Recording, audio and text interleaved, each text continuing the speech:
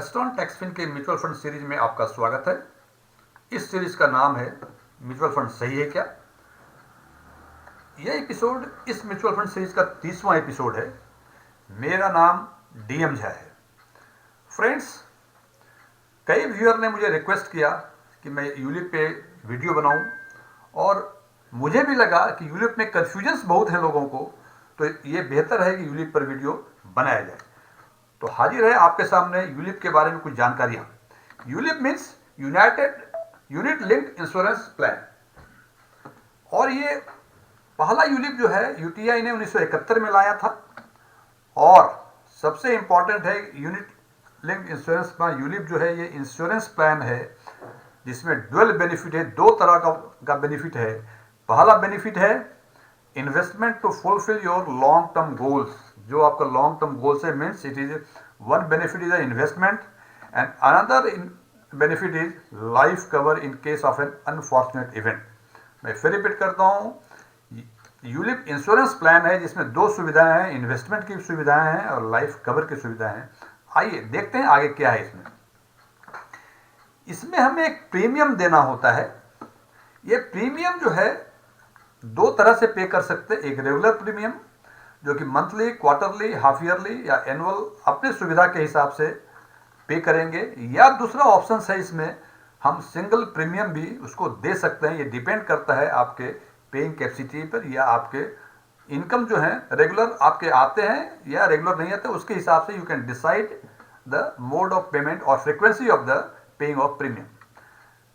अब प्रीमियम में अब देखिए जो यूलिप की बातें जो स्टार्ट होती हैं, जो प्रीमियम आप यूलिप को देते हैं उसके कुछ पोर्शन इंश्योरेंस कंपनी को प्रीमियम के रूप में जाते और रिमेनिंग पोर्शन जो है वो इन्वेस्टमेंट में होता, म्यूचुअल फंड इन्वेस्टमेंट में। और ये इन्वेस्टमेंट जैसा कि हम जानते हैं म्यूचुअल फंड एसेट क्लास के हिसाब से इक्विटी म्यूचुअल फंड होता है, डेट होता है या हाइब्रिड या दोनों मिला के जो बोलते हैं हाइब्रिड या बैलेंस्ड। तो रिमेनिंग पोर्शन जो है आपके रिस्क एपेटाइट के हिसाब से, आपके एज के हिसाब से या तो इक्विटी में इन्वेस्ट कर सकते हैं या डेट में कर सकते हैं या दोनों में कर सकते हैं। ये आपका अपना इंडिविजुअल का परसेप्शन है रिस्क एपेटाइट के हिसाब से। अब आपके कुछ पोर्शन चले गए इंश्योरेंस के प्रीमियम में, कुछ पोर्शन लगे आपके म्यूचुअल फंड में। अब एक सुविधा इसमें और है, इसमें स्विच करने की फैसिलिटी है। मीन्स यदि आपको लगता है कि मार्केट अभी काफी ऊंचा है और अब ये डाउनवर्ड जाएगा और आप चाहेंगे कि इस पोर्शन में जो इक्विटी में आपका इन्वेस्टमेंट है वो डेट में ले आया जाए, या इसका उल्टा मार्केट यदि डाउनवर्ड चला गया है और अब आपको लगता है कि ये अपवर्ड मूवमेंट जाएगा, तो आप डेट से इक्विटी में इन्वेस्ट स्विच कर सकते हैं। तो ये स्विचिंग फैसिलिटी इसमें है कि आपने जहां इन्वेस्ट किया है कल चेंज करना चाहें अब मार्केट कंडीशंस के हिसाब से, इट्स फाइन। ये फैसिलिटी जो है ये डिफरेंट कंपनियों के अलग अलग ये सुविधाएं दी गई हैं। किसी में certain number of switch during year free है, उसके बाद चार्जेबल है। किसी में an number of switch per annum it is free of charge. ये देखना पड़ेगा आपको ब्रोचर्स में जाके कि उसमें स्विचिंग फैसिलिटी का चार्जेबल और नॉन चार्जेबल का क्या प्रोविजंस हैं। और एक इंपॉर्टेंट सुविधा, एक important advantage of the ULIP, इसमें tax implication in switching facility नहीं है। इट मीन्स यदि आप स्विच करेंगे, फॉर एग्जांपल इक्विटी से डेट में गए या डेट से इक्विटी में गए, तो इसमें टैक्स का कोई इंप्लीकेशंस नहीं है। लेकिन ये टैक्स का इंप्लीकेशन म्यूचुअल फंड के कंपैरिजन में बता रहे हैं हम। लेकिन म्यूचुअल फंड में यदि आप इक्विटी से डेट में स्विच करेंगे या डेट से इक्विटी में जाएंगे या इक्विटी से हाइब्रिड में जाएंगे, तो वहां जो वो स्विच है वो माना जाता है कि आपने रिडम्पशन किया और जैसे ही रिडम्पशन करेंगे लॉन्ग टर्म कैपिटल गेन का इंप्लीकेशंस हो जाएगा। जो implication switching facility under ULIP नहीं है, मतलब ये एडवांटेज है। लेकिन एक बड़ा डिसएडवांटेज क्या है कि इक्विटी से डेट में कब लाना है, डेट से इक्विटी में कब ले जाना है। यदि मुझे इतना ही ज्ञान होता, आम इन्वेस्टर को इतना ही ज्ञान होता, तो वो स्टॉक मार्केट में इन्वेस्ट करता, न कि म्यूचुअल फंड इंडस्ट्री में। और इतना ही समय होता हमें सोचने का, तो फिर आम निवेशक भी कॉमन इन्वेस्टर है वो इक्विटी मार्केट में ही करता। म्यूचुअल फंड इंडस्ट्री का ग्रो करने का एक ही रीजन, एक इंपॉर्टेंट रीजन है कि इन्वेस्टर के पास ना ही समय है, ना ही उसके मार्केट का एक्सपर्ट है, वो उसका ज्ञान है कि कब स्विच करना चाहिए, कब स्विच नहीं करना चाहिए। सो यदि आप यूलिप लेते हैं और स्विच करना चाहते हैं तो आपको चाहिए टाइम, जो कि बड़ा डिसएडवांटेज है इसका। आगे देखें, इसमें जो इंटर करने का एज है it is between 18 to 60। Okay, it's fine. Lock in period is 5 years, ये भी एक बड़ा डिसएडवांटेज है इसका। Lock in year is 5 years, जबकि म्यूचुअल फंड में लॉक इन पीरियड केवल ईएलएसएस में है, दैट टू ऑफ 3 ईयर्स। यहां लेकिन यहां लॉक इन पीरियड 5 ईयर्स है। इसका मतलब ये नहीं है कि आपको 5 साल के पहले पैसे नहीं मिलेंगे, आपको 5 साल के पहले पैसे मिल सकते हैं, लेकिन ये देखना पड़ेगा कि सरेंडर जब बिफोर लॉक इन पीरियड करेंगे, इसके बारे में आगे हम बात करेंगे। उसमें कुछ प्रोविजंस हैं, लेकिन चार्जेस क्या क्या हैं वो भी हमें देखना पड़ेगा। पार्शियल विड्रॉल की सुविधा है इसमें। जैसे आपने 20 साल का प्लान लिया, 10 साल के बाद विड्रॉ कर सकते हैं, पूरा कर सकते हैं, आधा कर सकते हैं, it is as per your convenience. Mutual fund में डे 1 से विड्रॉल की सुविधाएं हैं।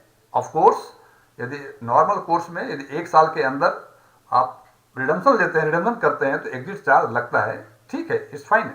लेकिन यहां जो है, यहां टर्म के पूरा होने के पहले विड्रॉल की सुविधा है और उसमें एग्जिट चार्ज करके कुछ नहीं लगता है। अब जैसे मैंने बताया था कि इसका लॉक इन पीरियड 5 साल है। यदि कोई आदमी लॉक इन पीरियड के पहले सरेंडर करता है तो वो पैसे उसके डिसकंटिन्यूड पॉलिसी फंड में ट्रांसफर हो जाते, और उसमें उसके होने के बाद भी उसमें फंड मैनेजमेंट चार्ज, जो कि आज के दिन में मैक्सिमम 1.35% है, ये आपको लगेंगे। दूसरा, गारंटेड रिटर्न एक एडवांटेज है कि वो जो डिसकंटिन्यूड पॉलिसी फंड में पैसे गए ट्रांसफर होकर आपके, यदि आपने सरेंडर के पहले ये लॉक इन पीरियड के पहले यदि सरेंडर किया तो उस पर 3.5 से 4% के आसपास आपको गारंटेड रिटर्न मिलते हैं। ये इरडा का गाइडलाइंस है। यदि आप सरेंडर करते हैं लॉक इन पीरियड के बाद तो उसमें पॉलिसी एडमिनिस्ट्रेशन चार्जेस लगेंगे, मोर्टिलिटी चार्जेस लगेंगे, और फंड मैनेजमेंट चार्जेस जैसे कि बताया हमने 1.35% मैक्सिमम में वो लगेंगे। ये सारे चार्जेज जितने यूनिट्स हैं आपके, उसके एनएवी के बेसिस पे वो उसको रिडीम करते और अपना चार्जेज एडजस्ट करते। इससे क्या होता है कि जब आपने सरेंडर किया था जितने यूनिट्स थे, जब आपको पैसे मिलेंगे तो आप देखेंगे कि आपको आपके स्टॉक में, आपके अकाउंट में नंबर ऑफ यूनिट्स कम हो गए। ये नंबर ऑफ यूनिट्स कम इसलिए होते हैं कि ये इसके चार्जेज में एडजस्ट होते हैं। मैच्योरिटी टाइम के पहले भी सरेंडर करने की सुविधाएं हैं। आपको ब्रोचर्स में देखना पड़ेगा कि इसमें कौन कौन से चार्जेस लगेंगे यदि मैच्योरिटी के पहले सरेंडर करेंगे। इट मीन्स जैसे 20 साल का टर्म है, आपने 15 साल के बाद सोचा आपने कि हम सरेंडर कर दें इसको, तो उसकी वो देखना पड़ेगा ब्रोचर्स में कि हर कंपनी का अलग अलग चार्जेस हैं, लेकिन उसके रेट्स अलग अलग होते हैं। सम एश्योर्ड, अभी तक हमने बातें कर ली कि हम एनुअल प्रीमियम देते हैं, कुछ पोर्शन इंश्योरेंस को जाता है, इंश्योरेंस कंपनी को, और बाकी पोर्शन म्यूचुअल फंड में इन्वेस्ट होता है, आदर इन इक्विटी, डेट और हाइब्रिड। अब सवाल ये है, क्योंकि ये इंश्योरेंस प्लान है तो हमारा सम एश्योर्ड भी होगा। तो नॉर्मली जो इसका सम एश्योर्ड है it is 10 times of the annual premium. जैसे आपने 1 लाख रुपए पर एनम का प्रीमियम पे कर रहे हैं तो आपका सम एश्योर्ड 10 लाख होगा। या यदि आप सिंगल प्रीमियम पे कर रहे हैं तो 1.25 टाइम्स, यदि आपने 20 लाख दिया आपने तो 25 लाख का आपका सम एश्योर्ड होगा। अब देखते हैं आगे, इसमें टैक्स बेनिफिट्स हैं। जब जितना प्रीमियम पे करते हैं under section 80C of the income tax act, आपको डिडक्शंस मिलेंगे अप टू 1,50,000 आज के हिसाब से। कल जो चेंज होगा तो उसके हिसाब से डिडक्शंस आपको मिलेंगे अंडर सेक्शन 80C। इसमें कहते हैं कि जब मैच्योरिटी पे आपको पैसे मिलते हैं तो उस टाइम अंडर सेक्शन 10(10)(d) के हिसाब से कोई टैक्स नहीं लगेगा, जैसे कि नॉर्मल कोर्स में इंश्योरेंस पॉलिसी में होती है कि प्रीमियम देते हैं आप 20 साल, उसके बाद जो बोनस के साथ पैसे मिलते हैं उसमें कोई टैक्स नहीं लगता है। वही सुविधाएं इसमें भी हैं। लेकिन 2021 फाइनेंस एक्ट से सीबीडीटी ने एक गाइडलाइंस इशू किया, एक अमेंडमेंट हुआ उस एक्ट में। उसके हिसाब से यदि आप 2,50,000 से अधिक एनुअल प्रीमियम आप देते हैं तो उसका जो एग्जिट करने पे जो प्रोसीड्स मिलेंगे वो टैक्सेबल होंगे। ध्यान रखें, यदि एनुअल प्रीमियम 2,50,000 से अधिक है तो मैच्योरिटी पे जो प्रोसीड्स मिलेंगे उस पे वो टैक्सेबल होगा। ये फाइनेंस एक्ट 2021 से अमेंड हुआ है इसमें। अब देखें, यूरोप में सबसे बड़ी दिक्कतें आम निवेशक के लिए चार्जेस की होती है। इतने चार्जेस हैं, कब लगेंगे, किस रेट से लगेंगे, यदि वो हम समझ लें तो फिर हम म्यूचुअल फंड में इन्वेस्ट कभी ना करें।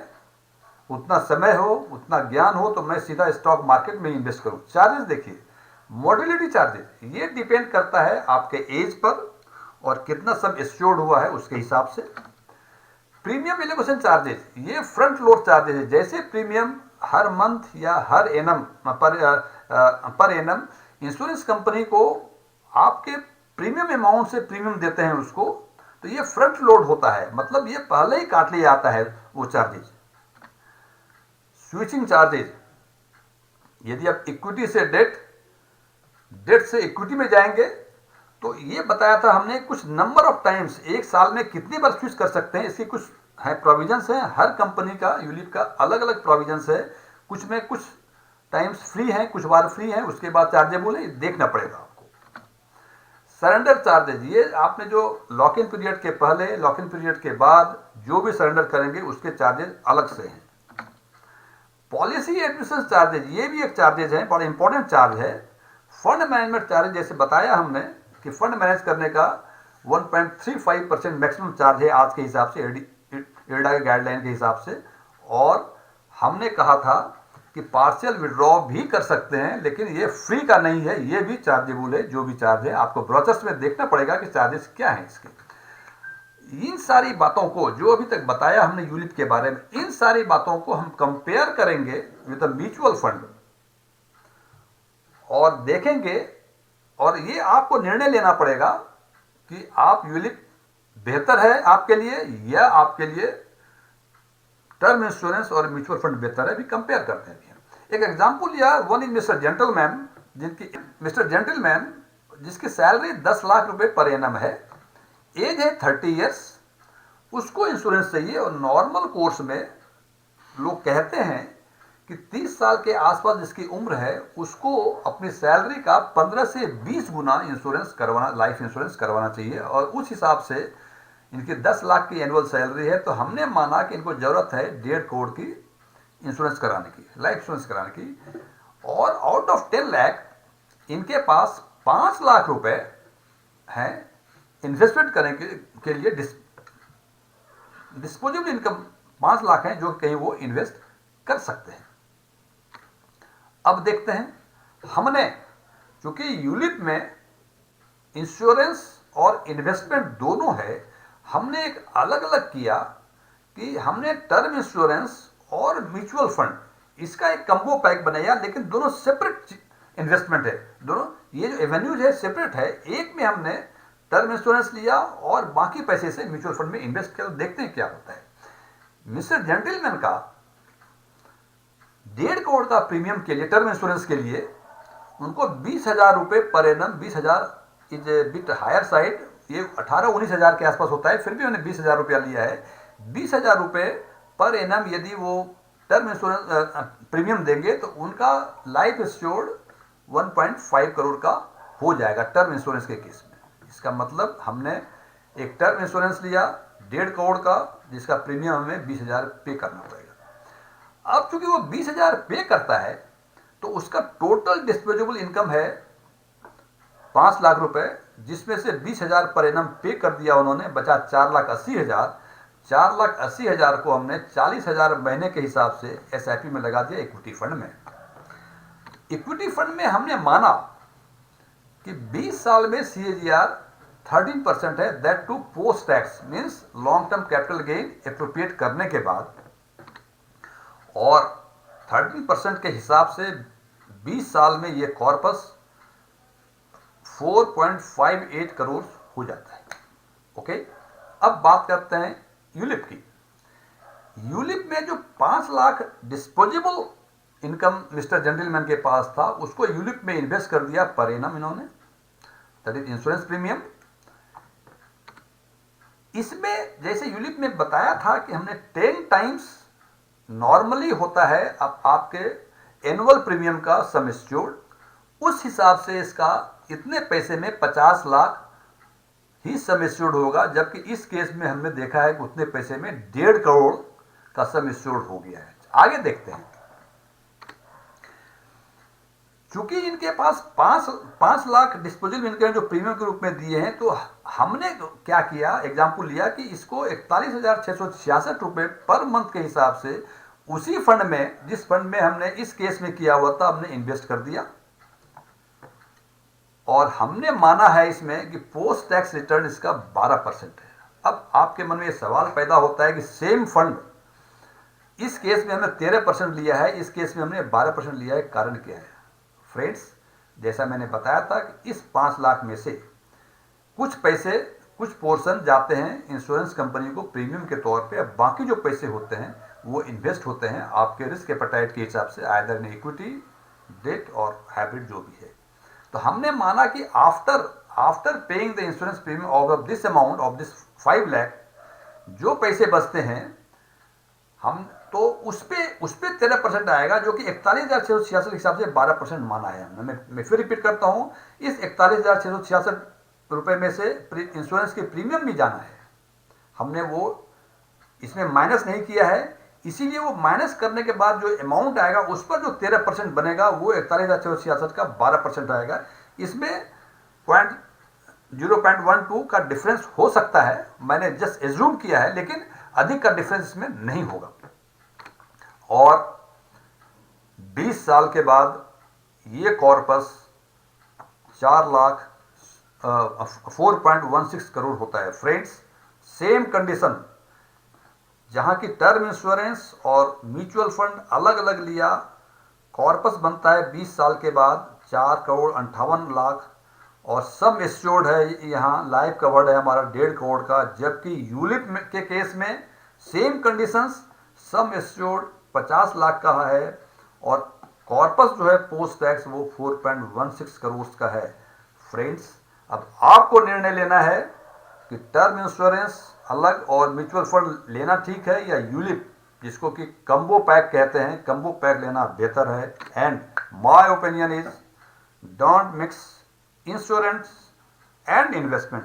फ्रेंड्स, यदि ये वीडियो आपको पसंद आया हो, इसे लाइक करें, शेयर करें, कुछ क्वेरीज हो जरूर पूछें, कुछ अच्छी चीज़ें लगी हो उसको भी बताएं, और जो चीज़ें पसंद नहीं आई हो उसको जरूर बताएं।